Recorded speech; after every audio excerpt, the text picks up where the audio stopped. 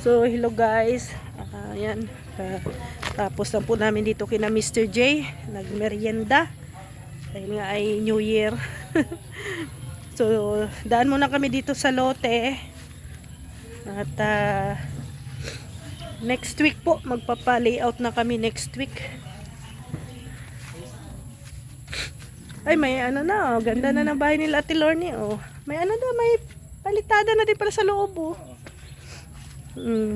Malapit na to matapos sila Ate Lorne. Kunting ano na lang, push. Sana wag nang, sana tuloy-tuloy na tong init, ano. Pasensya po guys at may sipon po ako ay. Ayan guys, ano na lang nila kasi laging nadadaanan dito, baka maano yung muhon, oh, mawala.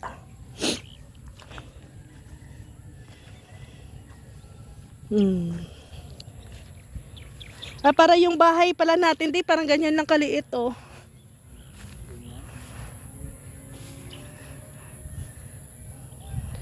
Hindi lang din.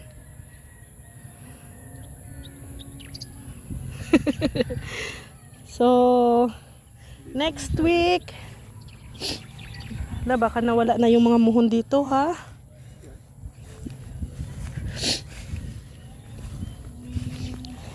Next week, wala na silang daanan. Next week, wala na silang daanan. Dito, yung muhon dito. Baka na ano na.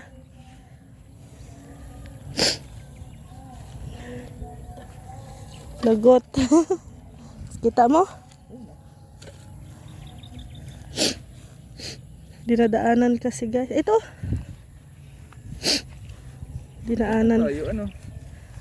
Dinadaanan kasi, oo. Ganun, no? Straight yan. So dito ang magiging kwarto namin. Dito. Dito na side. Ang kwarto. Dito yung magiging sala, kusina.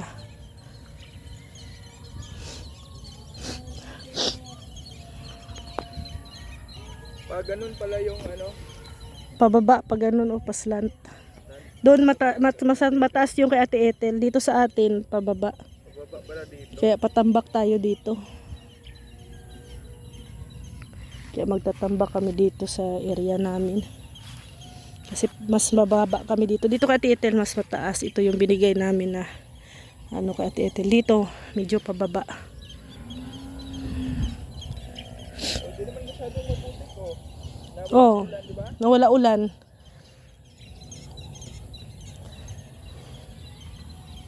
Oh, diba? Sige, ano mo daw. Basta dyan sa ano, sa likod. I-ano na namin guys, yung CR. Ang plano ng bahay namin, yung CR at saka yung kusina. Medyo dikit na siya sa likod, sa parel, sa pader. Para less na sa gastos namin pang pader. O, dyan, CR yan dyan.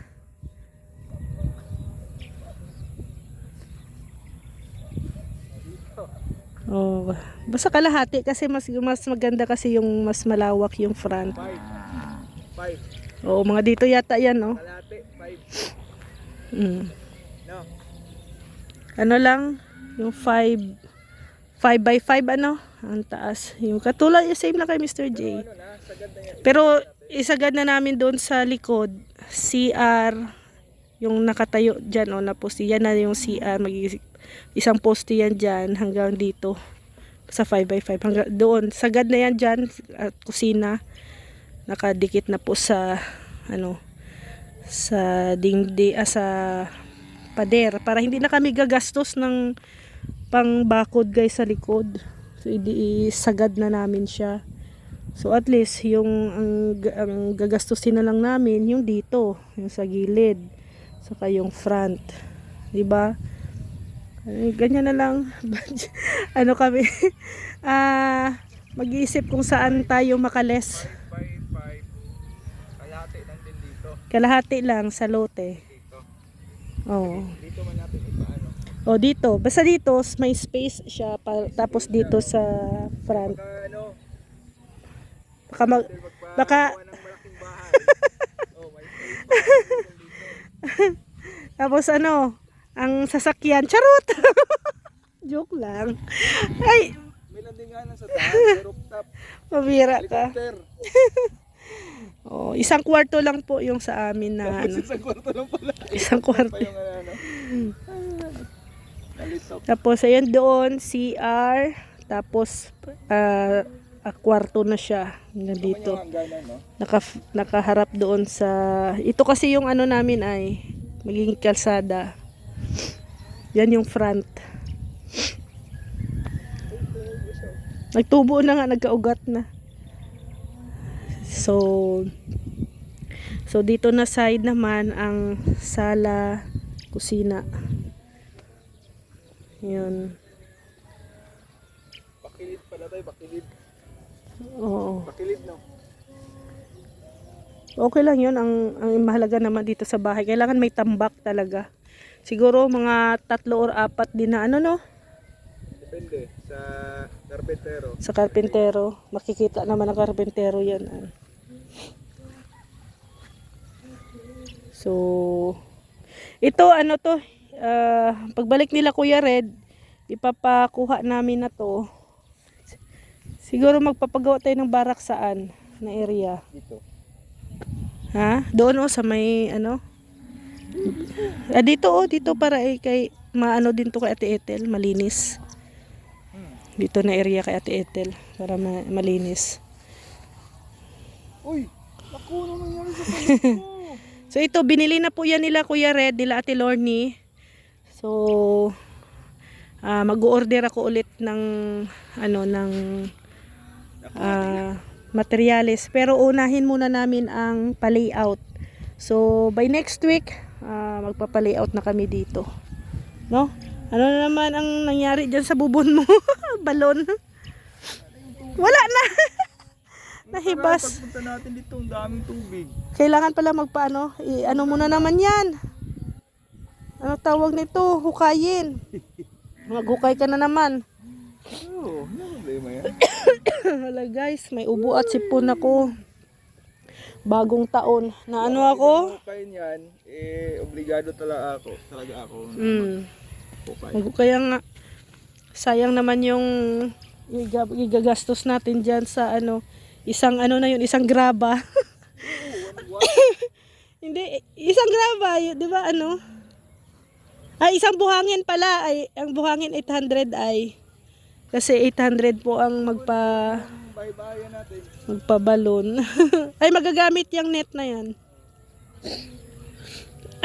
So, si Rex na po ang maghukay dyan. Kasi, kasi yung ibibigay namin sa maghukay, abay, bili na lang natin ng buhangin. Di ba? Oo.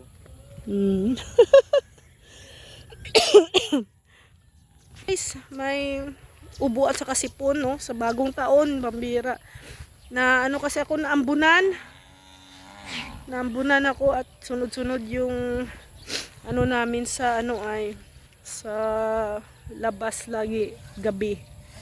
Tapos umaambon. Kaya ayun, nagkasakit tayo. Pero maraming salamat talaga dito sa lupa, kay Ate Ethel Boniti, and syempre kay Mami Inday Guapa. Maraming salamat sa malaking amount po na ibinigay po ninyo sa amin.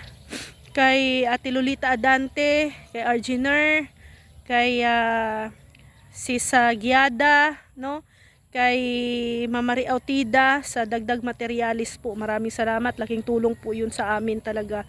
At least nagliles po yung gastos, At saka syempre sa mga nag-pledge, na magbibigay din po, si Ate Elma, si Ate Bing, sila Sis Maris Valdez, thank you in advance. So maraming salamat talaga. At ito nga, abangan nyo po next week. Excited na rin po ako na magpasimula itong munting bahay namin dito sa Dait. Munti lang po.